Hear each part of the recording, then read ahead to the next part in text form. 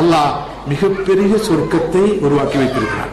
வானங்கள் பூமிகளின் அளவை விட விசாலமான சொர்க்கத்தை அமைத்து வைத்திருக்கிறார்.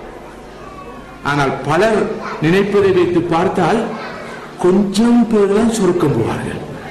சொர்க்கம் என்பது அல்-ஐயாசு பில்லாஹ், அந்த பின்னாம் பெரிய சொர்க்கம் ரொம்ப பாழறிந்த இடமாக இருக்க போகிறது. அவ்வளவு பெரிய சொர்க்கத்துல கொஞ்சம் பேர் நடமாடிக்கொண்டு இருப்பாங்க. அல்லாஹ் தஆலா ரப்பனா மா ஹலக்த ஹாதா பாத்திலா, ரப்பே நீ எதையும் வீணாக படைப்பதில்லை. அல்லாஹ் இவ்வளவு பெரிய சொர்க்கத்தை கொஞ்சம் பேர் அனுப்புறதுக்காக படைக்கல, எல்லாரும் அல்லாஹ் சொர்க்கத்துக்கு அனுப்புவான். இன்ஷா அல்லாஹ் அவன் ரஹ்மத் அவ்வளவு விசாலம். நாங்க சொர்க்கத்துல நான் நினைக்கிறேன், நம்புறேன், அல்லாஹ் கபூல் செய்யணும். நாங்க பெரிய ஒரு அதிர்ச்சிக்கு முகம் கொடுப்போம். அந்த அதிர்ச்சி என்ன தெரியுமா? அடி இவனும் சொர்க்கத்துக்கு வந்திருக்கிறான்டா, அவன் சொல்றாரு இவனும் வந்துடா. அடே முதலாவது நரகத்துக்கு போவான் இவன், நான் நினைச்சேன் இவன் வந்துட்டானே.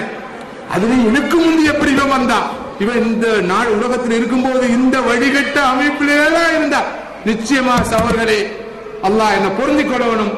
நான் அத்துமீறி பேசினா என்ன மன்னிக்கணும். கடந்த 35 ஆண்டு காலமாக இந்த காழ்ப்புணர்ச்சி, பகம, வெறுப்பு முடியுமான வரைக்கும் பக்கச்சார்பு இல்லாமல் இந்த குர்ஆனை, இந்த சுன்னாவை, இந்த நபிவடியை, இந்த சீராவை, இந்த தீனை படித்ததன் மூலம் நான் பெற்றது கொள்வதால் இந்த உலகத்திலே இன்று சுமார் 700 கோடி மக்கள் வாழ்கிறார்கள்.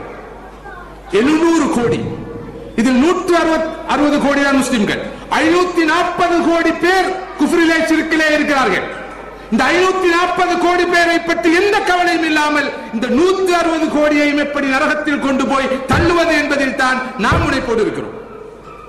இந்த 120 கோடி பேர் லா இலாஹ இல்லல்லாஹ் முஹம்மது ரசூலுல்லாஹ் சொல்லிவிட்டார்கள், தொழுகிறார்கள், நோன்பு பிடிக்கிறார்கள், ஜகாத்தை கொடுக்கிறார்கள், சதகா செய்கிறார்கள், குர்ஆன் ஓதுகிறார்கள், திக்ர் செய்கிறார்கள். அறியாமை இருக்குது, குழப்பம் இருக்குது, மயக்கம் இருக்குது, ஏதோ இருக்குது, அப்படியும் இருக்குது, இப்படியும் இருக்குது. ஆனால் இவர்கள் அடிப்படையில் ஏற்றுக்கொண்டவர்கள். அல்லாஹ் இந்த 160 கோடி பேரையும் சொர்க்கத்துக்கு கொண்டு போற மாத்திரமல்ல, இந்த 700 கோடி பேரையும், இந்த மனித சமுதாயத்தின் நமது சகோதரிகளை இந்த சொர்க்கத்தில் கொண்டு போய் விடணும். அல்லாஹ்வுடைய சொர்க்கம் நானும் நீங்கள் நினைக்கிற மாதிரி சிறியதல்ல, சின்னதல்ல.